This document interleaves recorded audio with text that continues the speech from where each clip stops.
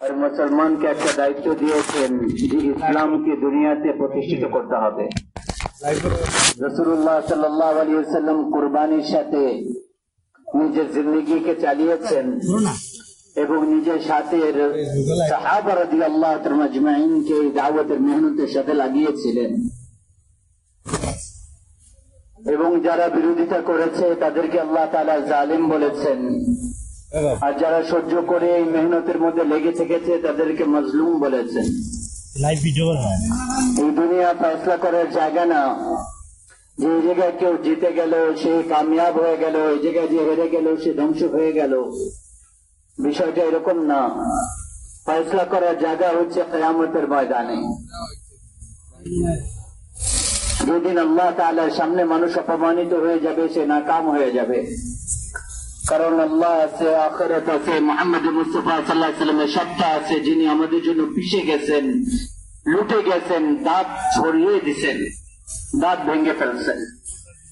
তাইফের ময়দানে যে দেখেন লজ্জিত করতো যে তোমাদের লজ্জা আসে না যে তোমাদের নবী তোমাদের জন্য রক্তাক্ত হয়ে গেছেন।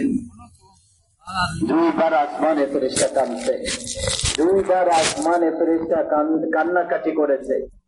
একবার হচ্ছে 4000 বছর আগে, যখন ইব্রাহিম আলাইহিস সালাম বুড়া বাপ, 96 বছর বয়স, আর 6 বছরের বাচ্চা ইসমাইল আলাইহিস সালাম। আর আল্লাহর পক্ষ থেকে হুকুম আসতেছে, দেখেন দুশমনের গলায় ছুরি চালানো সহজ, মানুষ যখন নিকৃষ্ট হয়ে যায়, জানোয়ার হয়ে যায়, তখন সে মানুষকে মারতে তার মধ্যে কোনো অনুভূতি জাগে না। কিন্তু সামনে তো ইসমাইল আলাইহিস সালাম 86 বছর বয়সে বাচ্চা পাইছে, আর বাবা 94 বছর বয়স। আর আমাদের আল্লাহ বলতেছেন, ইব্রাহিম ইসমাইলের গলার উপর ছুরি চালিয়ে দাও। আমি দেখতে চাই তুমি আমার না তুমি ইসমাইলে, তোমার অন্তরের মধ্যে আমি না ইসমাইল। কি বললেন, আরে আমার রব, হাজারো ইসমাইল আপনার উপর কোরবান। ছুরি নিলেন, ফিলিস্তিন থেকে মক্কায় আসলেন, 1500 কিলোমিটার হাইটে হাইটে উটের উপর আসছেন। বিবিকে এসে বললেন, বাচ্চাকে তৈয়ার করো, ঘুরতে নিয়ে যাব। বাচ্চা প্রথমবার বুঝ হওয়ার পরে বাবাকে দেখতেছে, আমার বাবা আমাকে ঘুরতে নিয়ে যাচ্ছে, জানে না যে ছুরি দিয়ে জব করতে নিয়ে যাচ্ছে। আসলে আমাদেরকে পেগাম দিয়েছেন যে আল্লাহর জন্য সবকিছু কোরবান করা শিখো, আল্লাহর জন্য সমস্ত জজবাতকে ছাড়া শিখো, সবকিছু থেকে নিজেকে আলাদা করা শিখো। যেদিকে আল্লাহ নারাজ ওখান থেকে দূরে সরে যাও। হারতে হয় হেরে যাও, মিটতে হয় মিটে যাও, লুটতে হয় লুটে যাও, ধাক্কা খেতে হয় খেয়ে নাও খেয়ে নাও। কারণ দুনিয়াতে সবচেয়ে বেশি ধাক্কা খানে वाला আমাদের হাবিব মুহাম্মদ মুস্তাফা সাল্লাল্লাহু আলাইহি সাল্লাম ছিলেন। সিলেটে কোন এরকম বাড়ি আছে যে ক্ষুধার তাড়নায় পেটে পাথর বাঁধছে? দেখেন, আমাদের নবী রুমের মধ্যে বসেছিলেন, আর এক সাহাবী আসছেন, মদিনায় মসজিদে বসেছিলেন, আর এক সাহাবী এসে কাপড় উঠায় বললেন, ইয়া রাসূলুল্লাহ, দেখেন আমি পেটের মধ্যে পাথর বাঁধছি, ক্ষুধার তাড়নায় আমি সোজা হয়ে দাঁড়াতে পারতেছি না। দো জাহানের সরদার, আরশ ও ফরশের উপর যার নবুয়তের আওয়াজ, মুহাম্মদ যার নাম, আহমদ যার নাম, তাহা যার নাম, ইয়াসিন যার নাম, সাল্লাল্লাহু আলাইহি সাল্লাম নিজের পেটের থেকে পাথর সরালেন আর বললেন, দেখো আমার সাহাবী, তোমার পেটে তো একটা পাথর, আমার পেটের মধ্যে 2টা পাথর লাগানো আছে, আমার পেটের মধ্যে 2টা পাথর। ইব্রাহিম আলাইহিস সালাম ছুরি বের করলেন, বললেন, বেটা তোমাকে আল্লাহ জব করার আদেশ করছেন।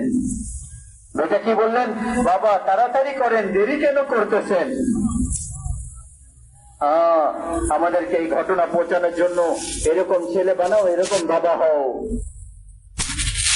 মাসুম বাচ্চাকে হয়রান হয়ে ইব্রাহিম আলাইহিস সালাম দেখতেছেন, বেটা তুমি বুঝতেছো আমি কি বলতেছি?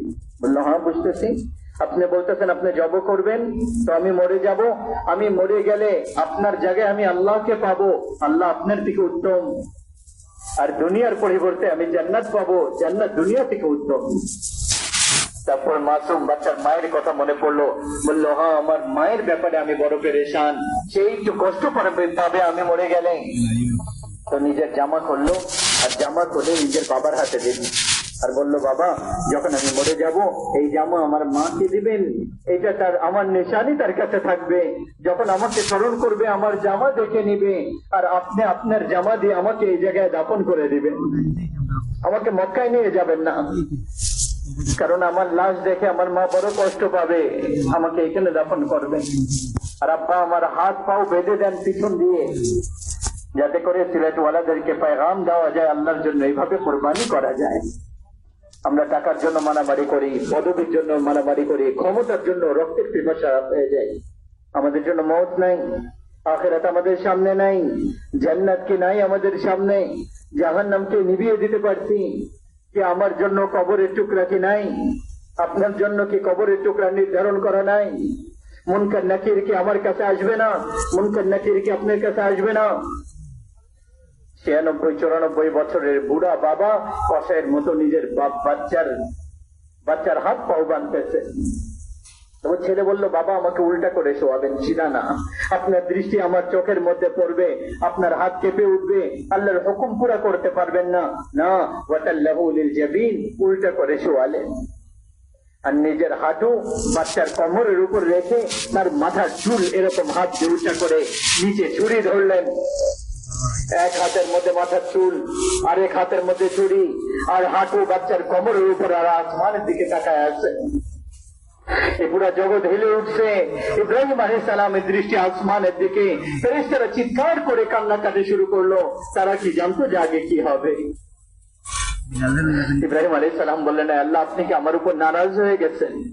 যে ইসমাইলের ভালোবাসা আমার অন্তরে বেশি জায়গা করে নিছে, এই যে নেন আপনার উপর কোরবান করতেছি, আপনি নারাজ হবেন না, আপনার জন্য সবকিছু কোরবান করতে রাজি আছি। লা ইলাহা ইল্লাল্লাহর মানে এটা। ছুরি চালিয়ে দিলেন। যখন বললেন, ইয়া আল্লাহ আমি আপনার নামের উপর ইসমাইলকে কোরবান করতেছি, সাত আসমানের ফেরেশতারা কান্নাকাটি করা শুরু করলো, কারণ ফেরেশতারা জানতো না যে আগে কি হবে। এটা প্রথমবার।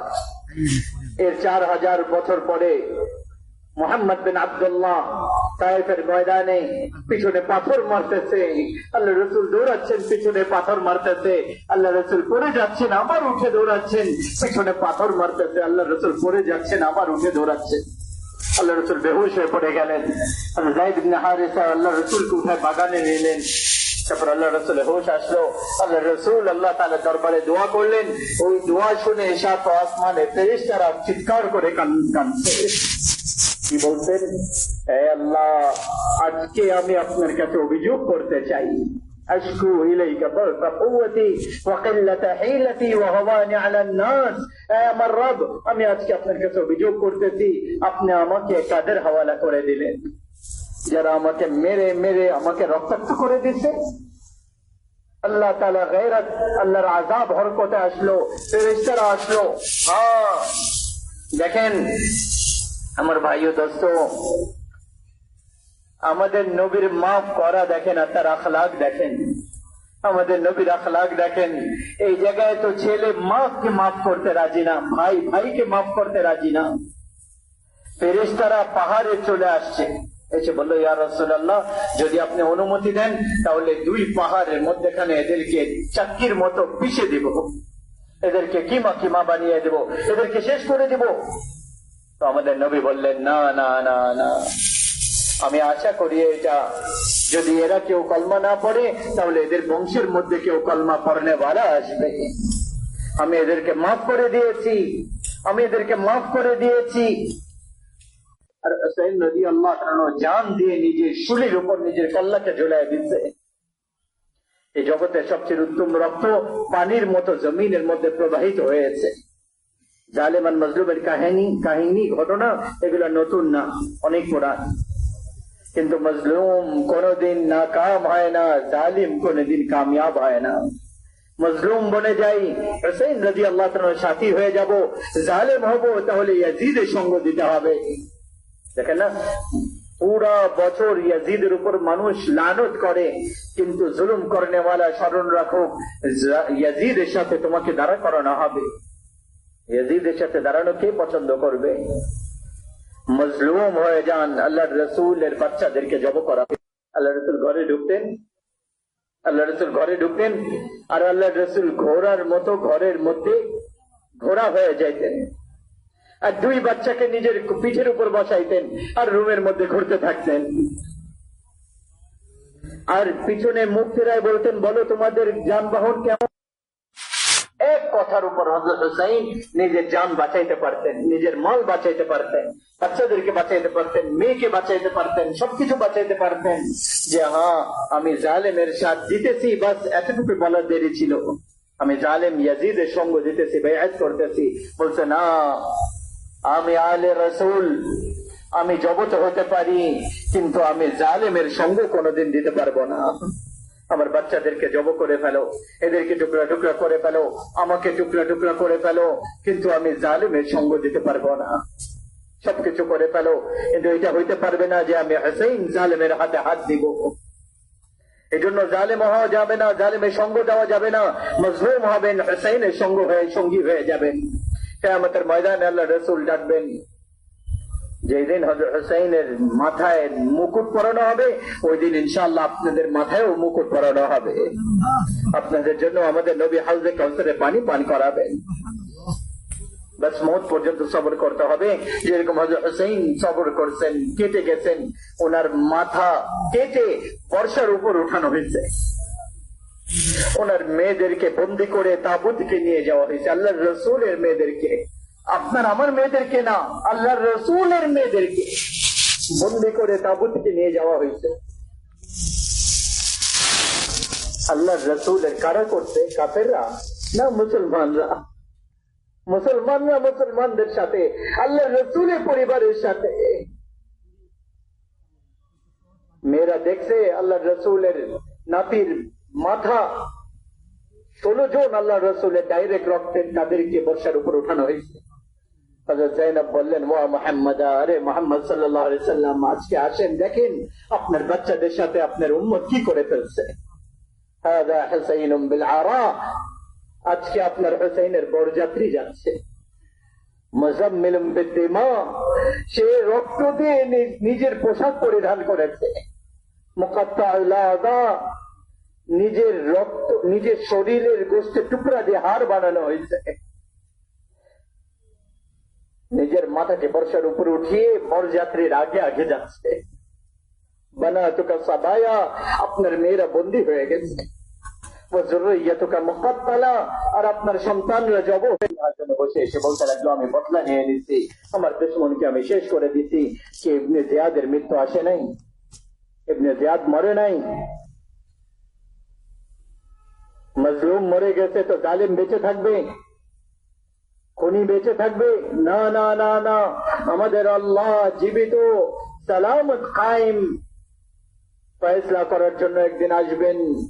হুসাইনের মাথা ইবনে জিয়াদের সামনে যখন আসছে, তার হাতে লাঠি ছিল, সে ঠোঁটের মধ্যে লাঠি দিয়ে, লাঠি ঠোঁটের মধ্যে, আর বলতে লাগলো, এরকম সুন্দর চেহারা আমি আজ পর্যন্ত দেখি নাই। তারপর আবার লাঠি মারলো। আনাস পাশে ছিলেন, উনি দাঁড়ায় বললেন, আরে বদবখ, এই লাঠি এই ঠোঁটের থেকে সরাও, আমি এই ঠোঁটের মধ্যে আল্লাহ নবীর ঠোঁটকে লাগতে দেখি। হ্যাঁ, আমাদের সামনে তো, আমাদের পিছনে তো এরকম ইতিহাস। আমরা কেন একজন একজনের কলার ধরতেছি? কেন আমরা জালেমের সঙ্গ দিতেছি? কেন আমরা একজনের রক্তের পিপাসার্থ হয়ে গেছি শুধু দুনিয়ার জন্য? এই মৌত কি আপনাকে মারবে না? এই মৌত কি আমাকে মারবে না? জান্নাত কি প্রতিষ্ঠিত হবে না? জাহান্নাম কি আসবে না সামনে? আল্লাহ কি ঘুমিয়ে পড়েছেন? আল্লাহ তাআলা ফেরেশতারা কি দুর্বল হয়ে গেছে? জান্নাত আর জাহান্নাম, মুসলমানের ভাই, আমরা একটা জাতি না, আমরা একটা উম্মত। আমরা একটা জাতি না, আমরা একটা উম্মত। আর আমাদের ভিতরে কালমা লা ইলাহা ইল্লাল্লাহ মুহাম্মাদুর রাসূলুল্লাহ আছে। আমাদের বড় দাম আছে আল্লাহর কাছে। একজন মুসলমান যে নামাজও পড়ে না, রোজাও রাখে না, হজও করে না, যাকাতও দেয় না, আর প্রতিটা দোষ তার ভিতরে আছে, প্রতিটা গুনাহ মনে করেন তার ভিতরে আছে, কিন্তু সে কালমা পড়নেওয়ালা, তাকেও আমাদের আল্লাহ ভালোবাসে। কারণ সে যদি তওবা করে, তার থেকে উত্তম আর কেউ নেই, কারণ তার ভিতরে লা ইলাহা ইল্লাল্লাহ লুকানো আছে। এই লা ইলাহা ইল্লাল্লাহ এত দামি সম্পদ যে আমাদের নবী পাল্লার মধ্যে রাখো, আল্লাহ তাআলা জাহান্নামকে ওই পাল্লার মধ্যে রাখো, জিব্রাইলকে ওই পাল্লার মধ্যে রাখো, ইসরাইল ইসরাফিলকেও রাখো, আর মিকাইলকেও রাখো। जन्नत के रखें, जहन्नम के रखें, अर्श के रखें, लौह के रखें, कुर्सी के रखें, कलम के रखें, सूर्य के तार मध्य रखें, चांद ग्रह नक्षत्र के तार मध्य रखें, सातों आसमान सातों जमीन के तार मध्य रखें, ग्रह नक्षत्र के तार मध्य रखें, नदी समुद्र पहाड़ एगुला तो अनेक छोटो एगुलार सामने एगुला केও রাখেন, इंसान जिन्नात फरिश्ता सब কিছুকে এক পাল্লার মধ্যে যাবে। যে জীবনে কোনদিন সিজদা করে নাই কিন্তু সে বলে লা ইলাহা ইল্লাল্লাহ মুহাম্মাদুর রাসূলুল্লাহ, এই মুসলমানকেও আল্লাহ তাআলা ভালোবাসেন। ইনতাবু ফাআনা হাবিবুহুম, সে তওবা করবে, আল্লাহ বলে তাহলে সে আমার প্রিয় হয়ে যাবে। মুসলমান কলমা পড়নে वाला আমরা উম্মত, আমরা ভাই ভাই, আমাদের নবী আমাদেরকে উম্মত বানিয়েছেন। হ্যাঁ, হুয়া সাম্মাকুমুল মুসলিমিন, আমাদের নাম মুসলমান রাখছেন। আর বাকি ওয়াজআলনাকুম শুউবান ওয়া কাবাইল, পরিচয়ের জন্য এই গোত্র, এই সিলেটি, এই বাংলাদেশি, এই আমেরিকান, এই আফ্রিকান, এই ইংল্যান্ডি, এই ঢাকার, এই অমুক ভাষার, এই আমেরিকান, এই ইংরেজি বলে, সে উর্দু বলে, এগুলা সব আমাদের পরিচয়ের জন্য। কিন্তু আমরা উম্মত, আমাদের পুরুষ, আমাদের মহিলা, আমাদের জওয়ান সব আমরা উম্মত, আমরা এক শরীরের মতো। এক মুসলমান সাত ও জমিন আসমানের থেকে আল্লাহ তাআলার কাছে বেশি প্রিয়। একজন মুসলমান সাত ও জমিন আসমান থেকে আল্লাহ তাআলার কাছে বেশি মাহবুব। নেককারদের কথা তো বাদই দিলাম, নাফরমান গুনাহগারদেরকেও আল্লাহ তাআলা কত ভালোবাসেন। আল্লাহ বলেন ইয়া ইবাদি الذين أسرفوا على أنفسهم لا تقنطوا من رحمة الله। কি বলেন আল্লাহ? আমার বান্দা, কোরআনের ভাষা তার ভঙ্গিময় বোঝার চেষ্টা করবেন, লেহজা কেমন। এই আমার বান্দা, এই আমার বান্দা, এই আমার বান্দা, আল্লাহ আগে শব্দ আনছেন আমার, এই আমার বান্দা, এই আমার ভালোবাসা। কোন বান্দা? ইমাম সাহেব, তবলিগওয়ালা, মুহাদ্দিস, মুফাসসির? না না না না না। তবলিগওয়ালা? না না না না না না না না। কোন বান্দাকে আল্লাহ ডাকতেছেন? তাহাজ্জুদ গুজার? না না না না। নেককার, আমরা করনে वाला, হজ করনে वाला। ইয়া ইবাদি, ইয়া ইবাদি, এই আমার বান্দা। যেরকম মা বলে না, এই আমার কলিজার টুকরা, এই আমার ছেলে। তো এই মায়ের ভাষার মধ্যে যে মমতা আছে, ভালোবাসা আছে, এটা তর্জমা করে কেউ বুঝাতে পারবে না। এর মধ্যে যে মহব্বত আর ভালোবাসা আছে, এটার কেউ তর্জমা করতে পারবে না। আল্লাহ বলতেছেন এ আমার বান্দা, এমন না এ আমার বান্দা, এটা বলে নাই, বলছে এ আমার বান্দা, এ আমার বান্দা, এ আমার ভালোবাসা, এ আমার ছেলে, এ আমার মেয়ে। হ্যাঁ, তো ওটার মধ্যে কিরকম ভালোবাসা থাকে আল্লাহ তাআলার, মায়ের কিরকম ভালোবাসা থাকে, ওটার কেউ ট্রান্সলেট করে বুঝাতে পারবে না। তো আমাদের আল্লাহ কি বলতেছেন? এ আমার বান্দা। কোন বান্দা? হ্যাঁ, সিলেটের নেককার, তাহাজ্জুদ গুজার, পর্দাদার মহিলা, নেককার মহিলা? না না, আল্লাযী আসরাফু আলা আনফুসিহিম, এ আমার নাফরমান গুনাহগার বান্দা, এ আমার নাফরমান গুনাহগার বান্দা, এ আমার। নিজে ছেলে যদি নাফরমান হয়, বলে যে তুই আমার ছেলে না, দূরে সর আমার থেকে। বাবা বলে তুই আমার রক্তই না, তোকে আমি তেজ্য পুত্র করলাম, করে না কিনা? কিন্তু আল্লাহ কি বলতেছেন? আল্লাহ বলতেছেন আমার বান্দা, আল্লাহ বলতেছেন আমার বান্দা, এ আমার বান্দা, আমার বান্দা, তোমরা আমার, তোমরা কেন দূরে সরে গেছো? তুমি কত গুনাহ করছো, জমিন ভরে গেছে তোমার গুনাহ দিয়ে, আসমান ভরে গেছে তোমার গুনাহ দিয়ে, আসমান পর্যন্ত তোমার গুনাহ চলে গেছে। আরে না না, অনেক অল্পই তো তোমার গুনাহ। লা তাকনাতু মির রাহমাতিল্লাহ, ইন্নাল্লাহা ইয়াগফিরু যুনুবা জামিআ, আমার রহমত থেকে তুমি নৈরাশ হয়ো না, তুমি তওবা করো, আমি তোমার সমস্ত গুনাহ মাফ করে দেব। তুমি তওবা করনে वाला বনো, আমি তোমার সমস্ত গুনাহ মাফ করে দেব। ইয়া ইবাদি আল্লাযীনা আসরাফু আলা আনফুসিহিম, এ আমার নাফরমান গুনাহগার বান্দা, আসো আসো আমার কাছে আসো, আমাকে রাজি করে নাও, আমাকে খুশি করে নাও। মান তাকাররাবা ইলাইয়া তালাক্কাইতুহু মিন বাঈর। তুমি আমাকে রাজি করতে আসো, আমি আগে বেরে তোমাকে ইস্তেকবাল করব। আল্লাহ বলে, আমি কবের থেকে তোমার অপেক্ষায় ছিলাম, তুমি তওবা করবা আর আমি তোমাকে মাফ করব। তুমি কবে তওবা করবা, আমি মাফ করব। এজন্য আল্লাহকে নিজের বানায় নেই, তার দরবারে নত হওয়ার সাথে সাথে দেখেন আমাদের গুনার আল্লাহর সামনে কোনো দাম নাই। বনি ইসরায়েলের এক ব্যক্তি 99 জনকে খুন করছিল, আর তারপরে তার মনে আসলো আমি তওবা করি। এক সাধারণ মানুষের কাছে যায়, বলল আমি 99 জনকে খুন করছি, তওবা অবশ্যই আল্লাহ কবুল করবেন। আমার আল্লাহ উদাহরণ দেন, আল্লাহ কি বলেন, আমার বান্দা তুমি এত গুনাহ করো যে জমিন ভরে যায়, তারপরে এই মহাশূন্য ভরে যায়, গ্রহ নক্ষত্র ভরে যায়। তুমি এত গুনাহ করো যে আসমানের ছাদ পর্যন্ত চলে যায়, জমিন থেকে গুনাহ উঠতে উঠতে উঠতে আসমানের ছাদ পর্যন্ত চলে যায়। এত গুনাহ করার পরে শুধু একবার বলো এ আল্লাহ মাফ করে দেন, আল্লাহ বলেন আমি সমস্ত গুনাহ মাফ করে দিব, সমস্ত গুনাহ মাফ করে দিব। ওয়ালা উবালি, আর আমার কোনো পরোয়াও নাই। তো ওই আলেম বলল, বেটা গুনার মাফি তো অবশ্যই হবে, কিন্তু তওবা করা শর্ত। তোমার তওবা পাক্কা হওয়ার জন্য এই পরিবেশ তোমাকে ছাড়তে হবে। তোমার নিজের এলাকা চাইলো, এই যে তবলিগওয়ালারা বলে না, আরে ঘর ছাড়েন বিছানা উঠান, আর 40 দিনের জন্য 4 মাসের জন্য যান, যে নিজের তওবাকে পাক্কা করেন। আর না হলে তোমার পরিবেশ, তোমার বন্ধু বান্ধব আবার তোমাকে গুনার মধ্যে ডুবিয়ে দিবে, তুমি তওবার উপর পাক্কা থাকতে পারবা না। ওই ব্যক্তি বের হলো, রাস্তার মধ্যেই মরে গেল। মরতে যখন গেল তো সে লাফ দিল, ঝাঁপ দিল। তো নেককারদের যে এলাকা, যেদিকে যাচ্ছিল ওইদিকে তার হাত আগে বাড়ানো, আর পুরো শরীর পড়ে আছে। আল্লাহ তাআলা আমাদের কাছে এই ঘটনা পৌঁছাবেন, এই জন্য ওই জায়গায় 2 জন ফেরেশতা পাঠালেন, জান্নাত আর জাহান্নাম, 2 জনের ফেরেশতা। জাহান্নামের ফেরেশতা বলল জাহান্নামে নিব, হাত করে লাগাও। জান্নাতের ফেরেশতা বলল জান্নাতে মাথায় মুকুট পরাও। জাহান্নামের ফেরেশতা বলল অসম্পূর্ণ তওবা, এখনো নেককারদের শহরে যায় নাই, মরে গেছে তার আগে। জান্নাতের ফেরেশতা বলল না না না না, তওবা তো ইরাদার দ্বারা হয়ে যায়, ইরাদা করেছে, তওবা হয়ে গেছে আমাদের মেহমান। আল্লাহ 3য় ফেরেশতা পাঠালেন, যাও ফয়সালা করো। কি ফয়সালা? সে মনে করেন এই জায়গায় মরে পড়ে আছে, নেককারদের বসতি ওই পর্যন্ত, নেককারদের বসতি থেকে সে দূরে।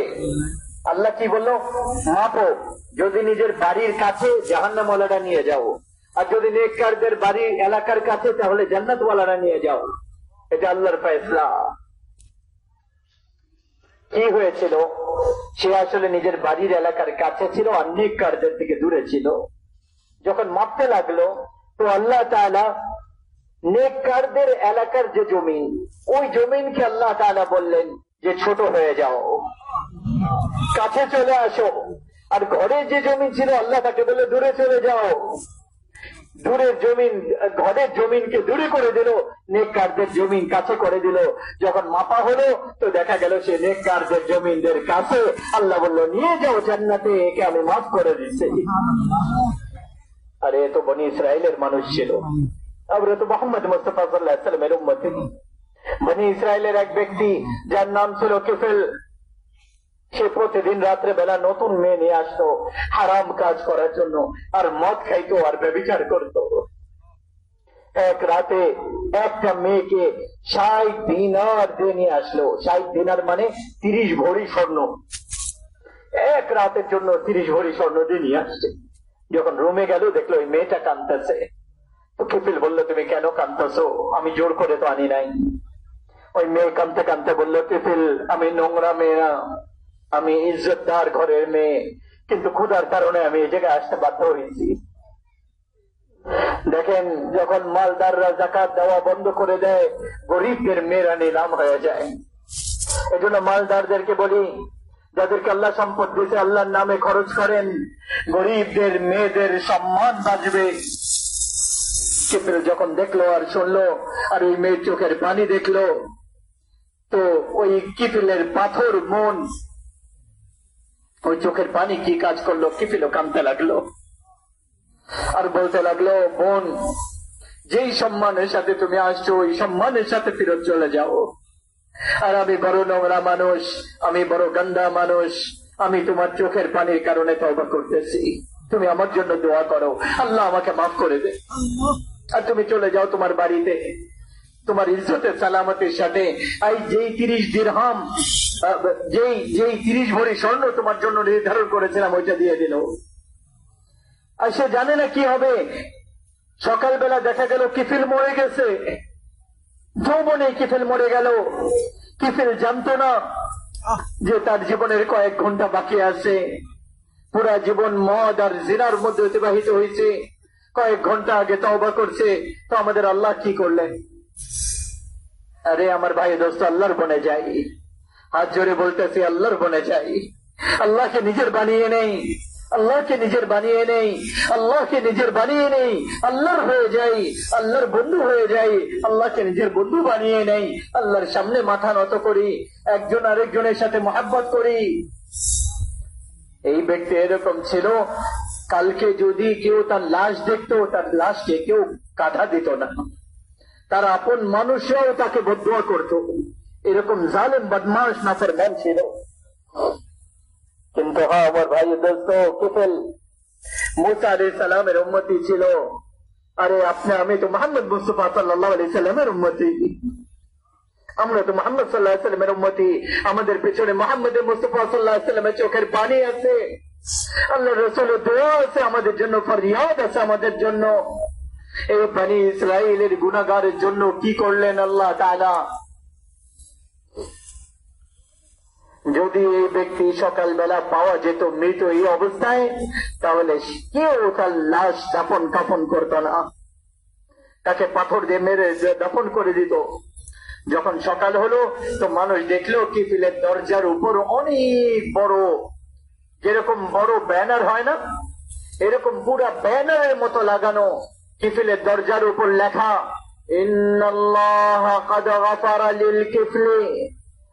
পুরা দুনিয়ার মানুষ শুনে রাখো, আল্লাহ তাআলা কিফিলকে মাফ করে দিয়েছেন। কি মানে মাফ করে দিয়েছেন?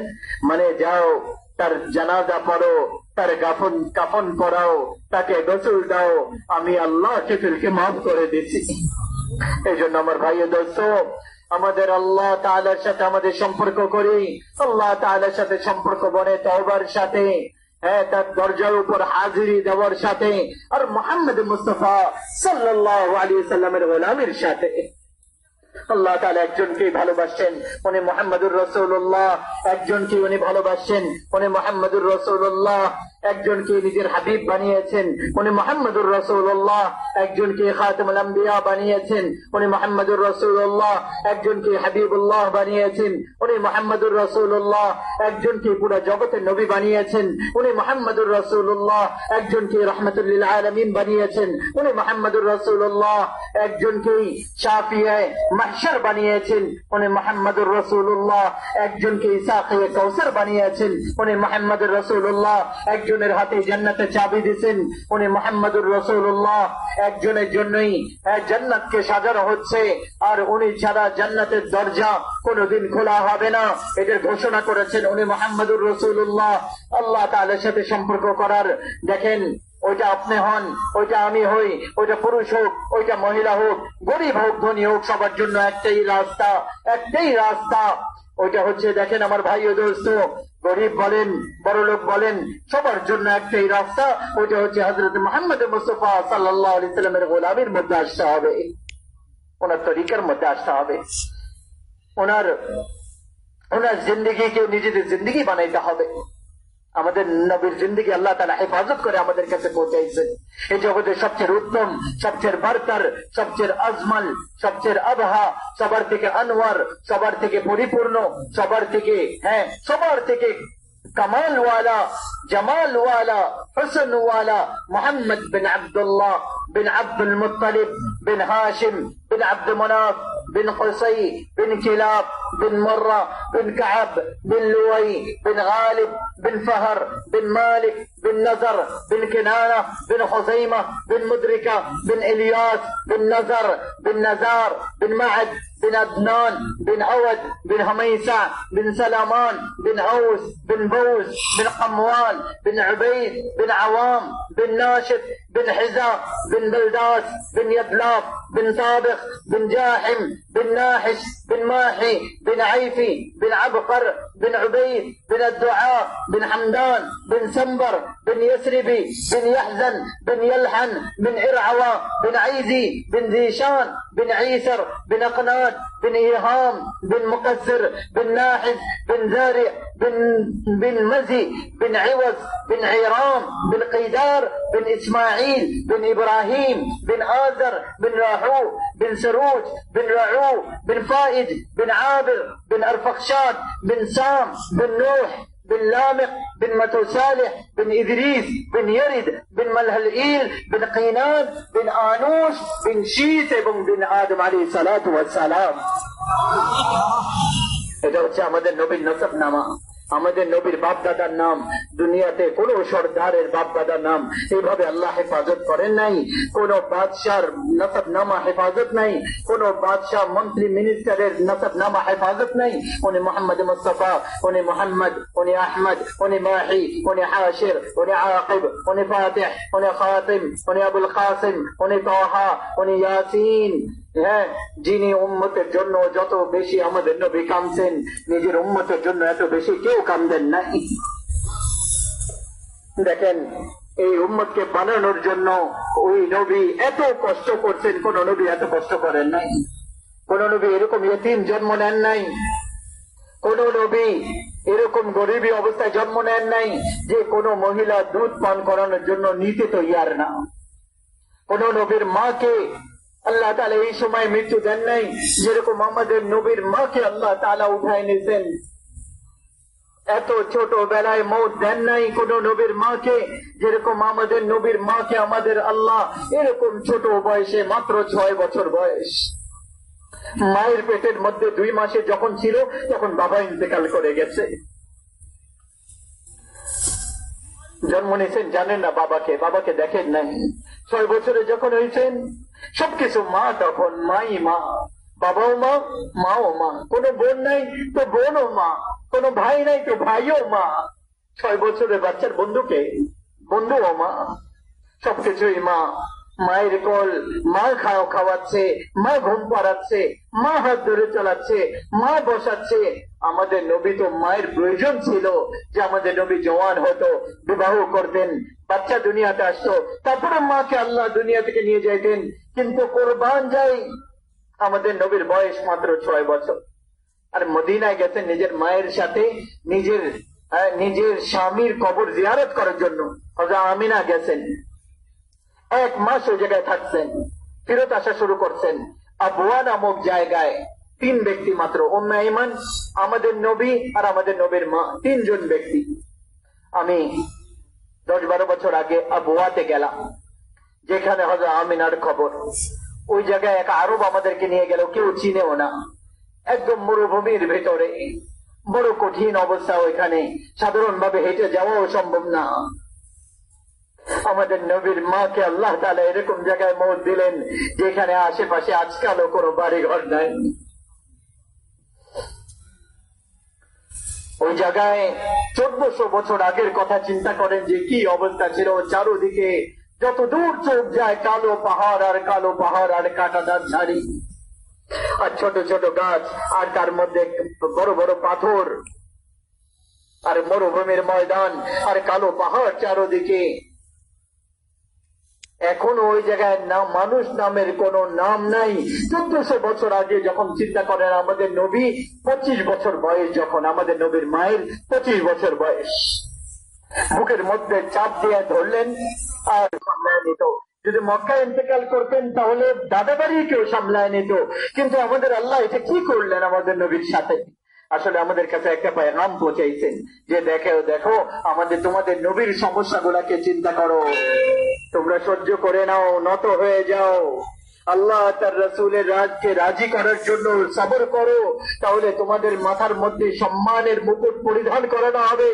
ইজ্জত তোমাদের জন্য মোবারক, কামিয়াবি তোমাদের জন্য মোবারক, রহমত তোমাদের জন্য মোবারক, জান্নাত তোমাদের জন্য। মজলুম যদি কাফের হয় আল্লাহ তাআলাও তার সাথ দেয়। মজলুম যদি কাফের হয় আল্লাহ তাআলা তার সঙ্গ দেন, আর জালিম যদি মুসলমান হয় আল্লাহ তাআলা তার সাথ দেন না। এজন্য আমার ভাই দোস্ত, হ্যাঁ, আমার মা ইন্তেকাল করছেন 4 বছর আগে, কিন্তু আমি এটা সহ্য করতে পারি নাই। আমাদের নবী 6 বছরের বাচ্চা দুনিয়া থেকে চলে গেছেন, আর মা পড়ে আছেন সামনে, আর তরপাচ্ছেন, আর দিক পরিবর্তন করতেছেন, আর কথা বলতে পারতেছেন না। আর আমাদের নবী মা মা বলতেছেন, আগে উপর দিতে পারতেছেন না, আর পুরা ঘামে ভরে গেছে। তো দেখেন আমার মার বোনেরা, ভাই, আমার ভাই ও দোস্ত, কিরকম মা ছিল যে দুনিয়া থেকে চলে যাচ্ছেন, ওই অবস্থায় বলতেছেন যে আমার আল্লাহ আমাকে এরকম সন্তান দিয়েছেন যে পুরো দুনিয়াকে আলোকিত করবে। যে সন্তান দিক পরিবর্তন করতেছেন, আর আল্লাহ নবী ভয়ে দাঁড়ায় আছে, বুঝতে পারতেছে না কি করবে। 6 বছরের বাচ্চা। বলে আমাদের নবীর উপরে কি অবস্থা গেছিল। একদম ছোটবেলা থেকে শুরু হয়ে গেছে ওনার উপর পরীক্ষা, আর কুরবানি, আর কষ্ট। কি দুঃখ আমাদের নবী দেখেন নাই, কি দুঃখ সহ্য করেন নাই। আরে আমার ভাই দোস্ত, দুঃখী অবস্থায় আমরা মরে যাই, জান্নাতের সুসংবাদ আল্লাহ তাআলার পক্ষ থেকে। জালিম বনে মরবো না, মজলুম বনে মরবো, সবর করে মরবো। মৌতের এক ঝটকা সবকিছু ভুলাই দেবে সবাইকে, কবরের অন্ধকার গর্ত সবকিছু ভুলিয়ে দেবে সবাইকে।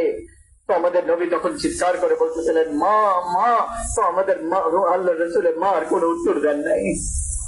তো বললেন কুল্লু হাইয়িন মাইয়িত ওয়া কুল্লু জাদীদিন বাল ওয়া ইন্নী যানানতু তাহরা। এটা আমাদের নবীর শেষ কথা ছিল যে আমার সন্তান, প্রতিটা যৌবন শেষ হয়ে যাবে, আর প্রতিটা জীবিত করে মরতে হবে।